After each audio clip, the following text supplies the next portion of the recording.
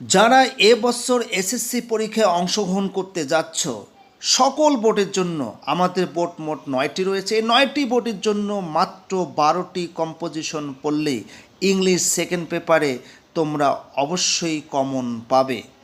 সুপ্রিয় পরীক্ষার্থী, তোমরা 12টি কম্পোজিশন অবশ্যই মুখস্থ করবে।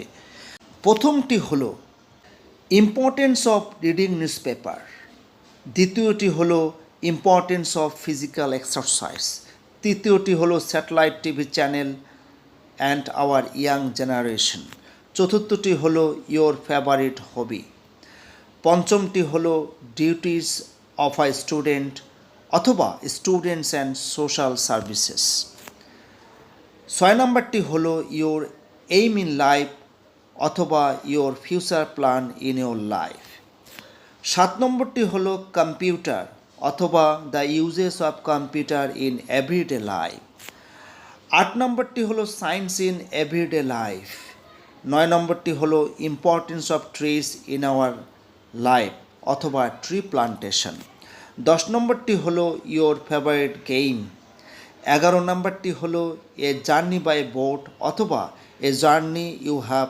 রিসেন্টলি মেড, 12 নম্বরটি হলো the season you like most অথবা রেইনি সিজন অথবা উইন্টার সিজন।